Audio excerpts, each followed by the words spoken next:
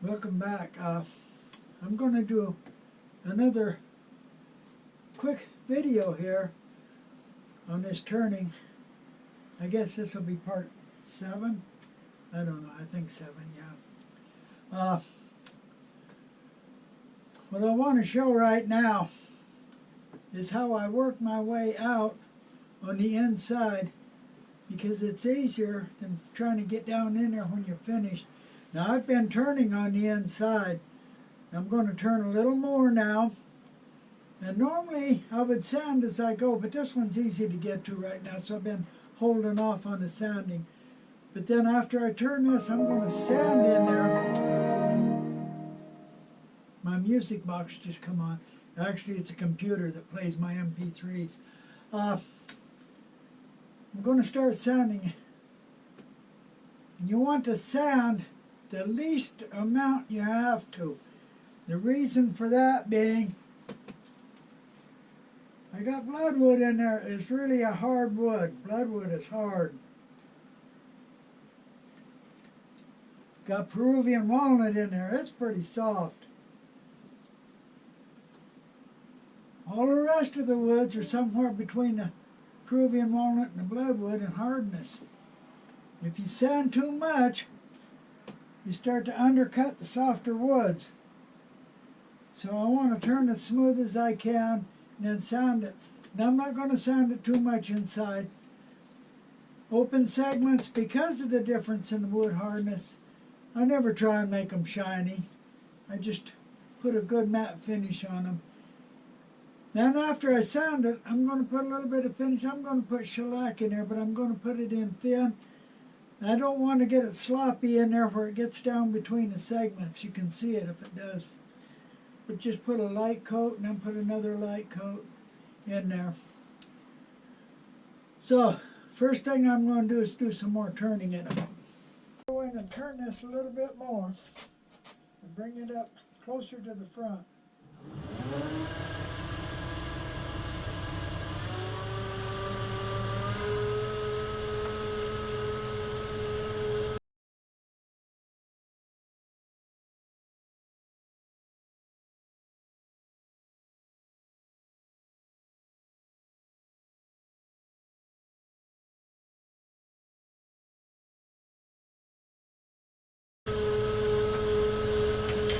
Used a nice sharp tool and got it fairly smooth in here.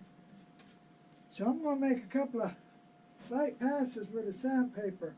Not going to get carried away, because like I said, I don't want to undercut the softer wood.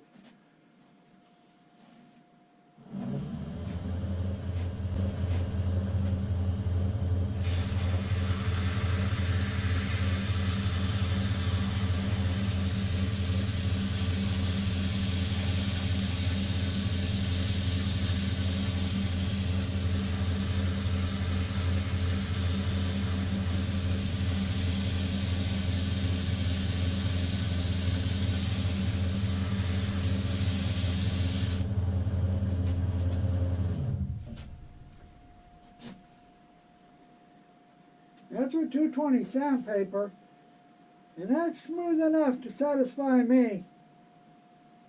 So I'm going to go ahead and put just a little bit of thin shellac in there. Now shellac on a paper towel. I'm going to go in and put on a light coat, first on the base here.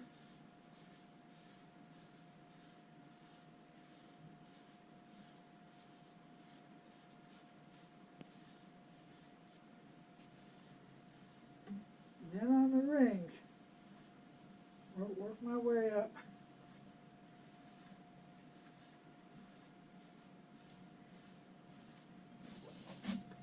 Get a little more shellac.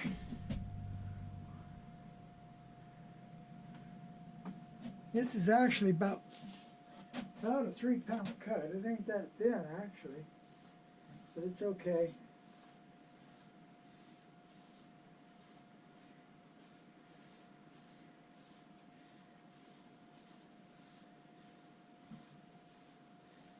Just wipe it on, nice and easy.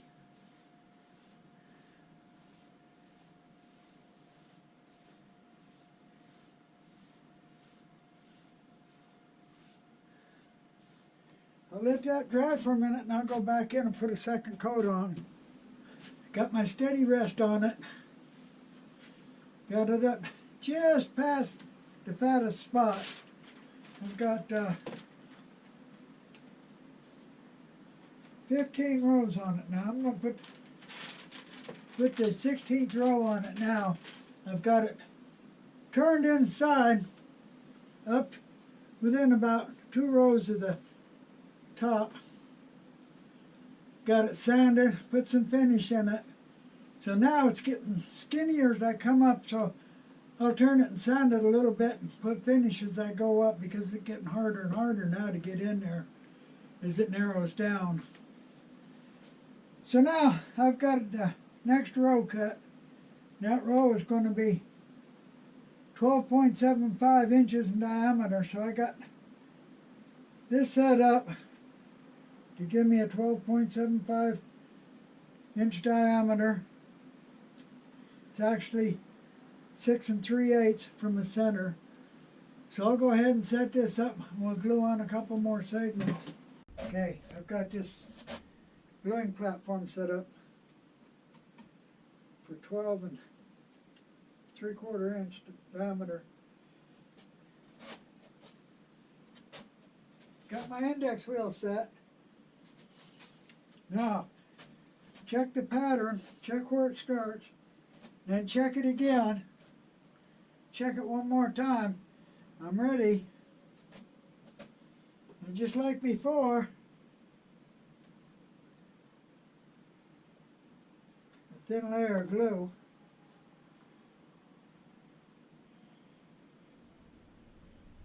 Got my paper to wipe my finger on. Thin layer of glue. Hold it for 5 seconds. That's enough. Put the next index. Do the same thing again.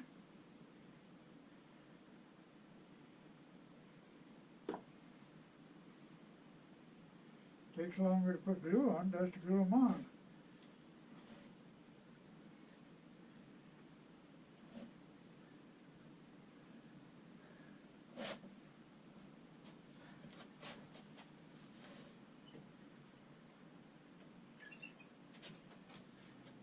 Don't believe that this type bound glue sticks that fast, but it certainly does.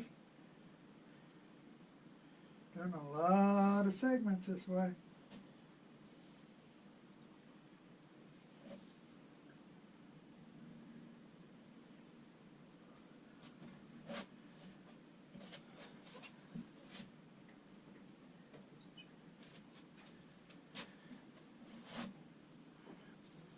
Go on rather fast.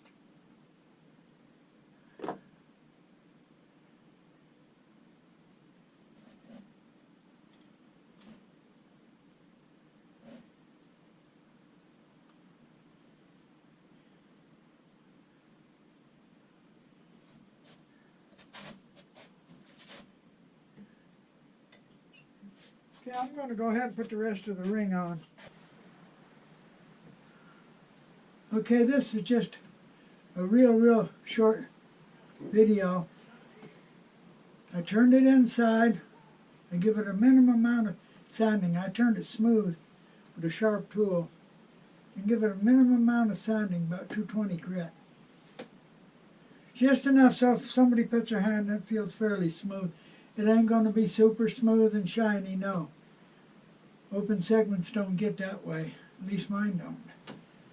Then I put some shellac on, and of course I use shellac finish. And then I added the next row, and it's coming down in size each time now. So I got the row after that cut. This would be,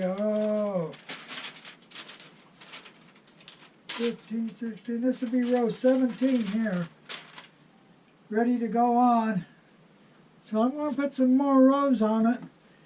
Keep turning the inside and sanding now as I come out. Till I get to the spot where I want to move up the steady rest. Because after I get it far enough up, I'm going to move up the steady rest. So I'm just going to go ahead and work my way up for a while. So, thank you for watching the video. I appreciate those that watch. Really appreciate those that subscribe. And stay tuned. I will be moving the steady rest up.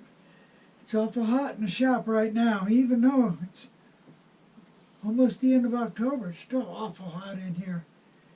Air conditioner just ain't strong enough anymore. So, thank you.